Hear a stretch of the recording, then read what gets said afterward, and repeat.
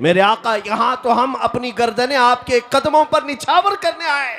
क्या बात है, वाह वाह वाह वाह। ये मेरे आका के गुलामों को दुनिया कभी खरीद ना सकी, इसलिए 12,000 का लश्कर लेकर के भी सलाउद्दीन अय्यूबी 4 लाख की फौज से अकेला लड़ रहा था। अल्लाह अकबर। उस छोटी सी फौज को 4 लाख सलीबी तोड़ नहीं पाए।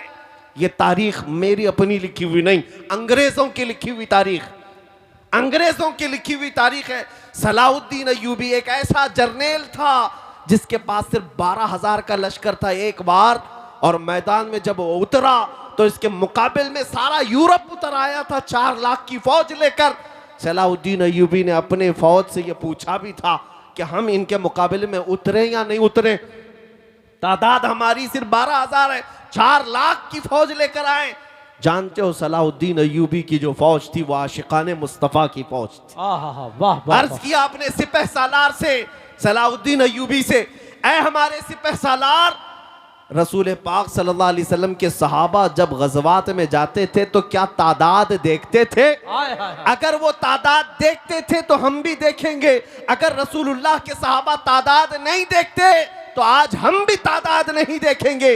इसलिए कि हमारा यकीन है तादाद मदद नहीं करती, अल्लाह मदद करता। सुभान अल्लाह, सुभान अल्लाह। और फिर सलाउद्दीन अय्यूबी ने तारीख में ये बात रकम कर दी, वो 12,000 की फौज ने 4 लाख के छितड़े उड़ा दिए थे। ये तारीख भी अंग्रेजों ने लिखी है, अंग्रेजों ने लिखी है कि 12,000 का मुकाबला नहीं कर सकी वो कौम। अब मैं आपको ये बात बता दूं, इस जालिम दुनिया को पता है कि तुम्हारे साथ हाथ ब हाथ मुकाबला मुश्किल है, इसलिए तुम्हारे साथ दूसरी जंग लड़ी जाती है। वो जंग यही नशा वाली जंग है जो तुम्हारे घरों तक पहुंचा दी जाती है, तुम्हें नशा का एडिक्ट बना दिया जाता है, इंटरनेट की दुनिया में तुम्हें आवारा बना दिया जाए। कोई एक भी जवान ऐसा ना हो जो मेरे आका के अखलाक के लिए गैरतमंद हो, ये दुनिया ये चाहती। इकबाल ने 100 साल पहले कहा था, ये फाका कश मौत से डरता नहीं जरा। यूरोप यही कहता है, अंग्रेज यही कहते, यहूदी यही कहते। इनका हाल तो देखो, इनको काटो मारो कत्ल करो फिर भी ये जमा होते। कई मर्तबा इनको तोड़ा गया, तबाह किया गया, लेकिन इनकी अजानें अभी भी बंद नहीं हुई, इनके मिंबरों से खुतबे अभी भी खत्म नहीं हुए। जेनोसाइड एक वर्ड है, जेनोसाइड, जाकर चेक करके देख लेना। दुनिया में कई कौमों के साथ ये जेनोसाइड किया गया। जेनोसाइड का मतलब नस्ल कुशी, पूरी की पूरी कौम को खत्म कर देना। अफ्रीका में कई ऐसे धर्म खत्म हो गए, उनकी पूरी कौम को खत्म किया गया। और इस्लाम और मुसलमानों की जेनोसाइड के लिए, नस्ल कुशी के लिए एक बार नहीं 70 बार से ज्यादा कोशिशें हुई। इस पूरे दौर में बड़ी बड़ी ताकतें लग करके कोशिश की हैं। बगदाद को तोड़ करके रख दिया था, मुसलमानों की खोपड़ियों से मीनार बना दिया। दरिया दजला का पानी पूरा हमारे खून से लाल हो गया था। तराबलस को, मराकश को, लीबिया को, मिस्र को, तुनिस को और करतबा को, आप देखें स्पेन की वादियों को मुसलमानों के खून से नहलाया गया। बेहिसाब कत्ल हुए, लेकिन आज क्या अजानें बंद हो गई? क्या आज मस्जिदों से मेरे आका की बातें बंद हो गई? नहीं हुई। एक यहूदी आलिम ये कहता है, वो रिसर्च कर करके बूढ़ा हो गया है, वो कहता है मैं इन्हीं बातों पर रिसर्च कर रहा हूँ, पीएचडी कर रहा हूँ। बार बार इन्हें कत्ल किया गया, बार बार इन्हें तोड़ा गया, बार बार इनको जिलावतन किया गया, इनसे हुकूमतें छीनी गई, फिर ये जमा क्यों होते हैं? वो यहूदी आलिम कहता है जबकि देखा जाए तो इनका कोई ढंग का लीडर भी नहीं जो इन्हें जमा करे, इनके पास कोई क़यादत भी नहीं होती जो सब इनको एक प्लेटफॉर्म पर जमा करे, इनके पास कम्युनिटी लीडर नहीं है, फिर कौन इन्हें जमा करता है? ये मैं नहीं कहता, एक यहूदी आलिम कहता है। हर बार ये टूटते हैं और इन्हें अगर कोई चीज जमा करती है तो नाम है मोहम्मद। सुभान अल्लाह, सुभान अल्लाह, वाह वाह वाह। मुस्तफा करीम सल्लल्लाहु अलैहि वसल्लम का नाम पाक ऐसा है कि इनके बुझे हुए दिलों में भी इश्क के शोले भड़का देता है। हाय हाय हाय, क्या बात है। इनके दिलों को रोशन कर देता है। इसीलिए इकबाल ने कहा था, अंग्रेजों की जुबान सुनो, क्या कहते हैं वो? ये फाका कश मौत से डरता नहीं, जरा रूहे मोहम्मदी इसके बदन से निकाल दो। वो दुनिया यही कहती है कि रूह मोहम्मदी इसके बदन से निकालो। हमें पता है ऐ मुसलमानों, क्या तुम्हें मरने से डर लगता है? मौत से डर लगता है? कुछ लोगों को डर लगता हो तो वो डर आज निकाल दो। दुनिया में सबसे हाईएस्ट, सबसे बड़ा डर मौत का है। उसके बाद क्या होना है?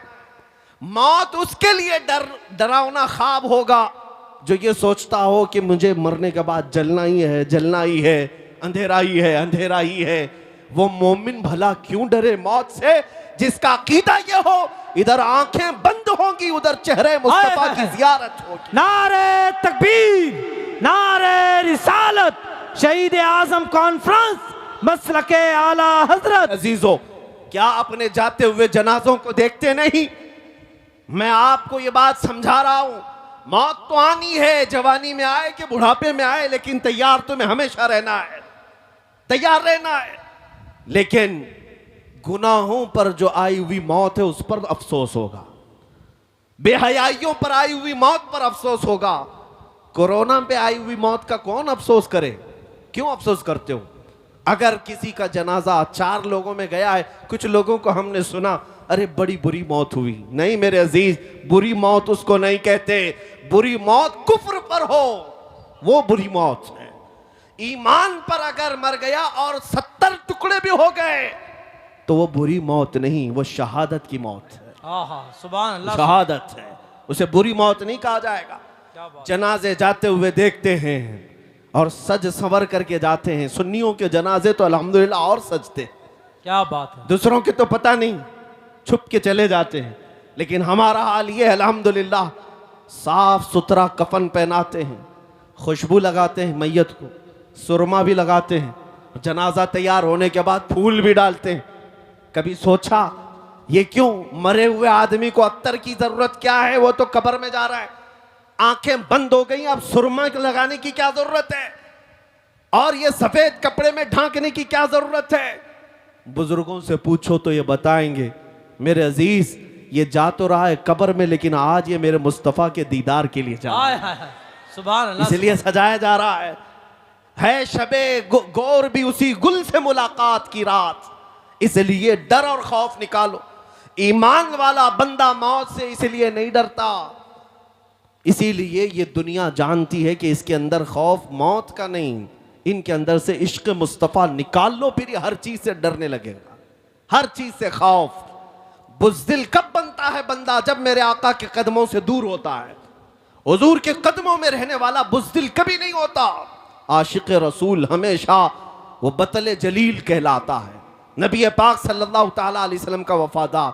बहरहाल आज फिर से मैं आपको एक बात बता दूं कि तुम अगर ये सोचते हो कि कुछ लोगों की नौकरी का सवाल है, कुछ लोगों के लिए लड़की का सवाल है, कुछ लोगों के लिए अपने बिजनेस का सवाल है, अगर पूरा हुजूर की सुन्नतों पर आ जाऊं, नौकरी का मसला आ जाएगा, कुछ लड़कियों का मसला आ जाएगा, किसी की तिजारत का मसला आ जाएगा।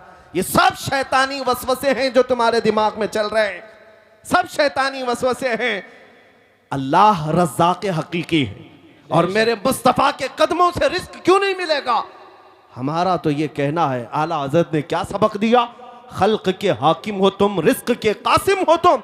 या रसूल अल्लाह, जो मिला तुमसे मिला, तुम पे करोड़ों दुरूद। क्या बात जब है। तुम्हें पता है जो कुछ भी मिलना है मेरे मुस्तफ़ा के सदक़े में मिलना है, तो फिर ये शैतान जो तुम्हारे दिमाग में डाल रहा है हुजूर की आदतों पर, हुजूर के अखलाक पर आऊँगा, दुनिया छूट जाएगी, दुकान बंद हो जाएगी, लड़कियाँ छोड़ जाएंगी।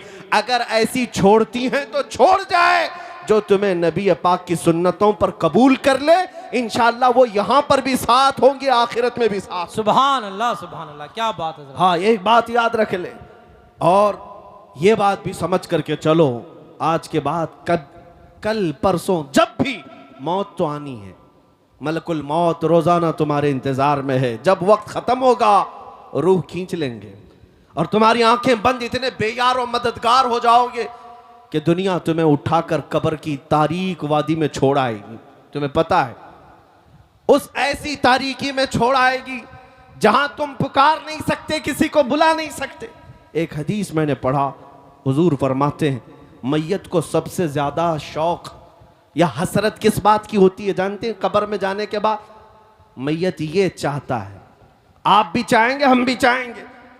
मरा हुआ आदमी कब्र में जाने के बाद सबसे ज्यादा इस बात की ख्वाहिश रखता है कि मेरे रिश्तेदार, मेरे दोस्त और अहबाब थोड़ी देर मेरी कब्र के पास बैठे रहें।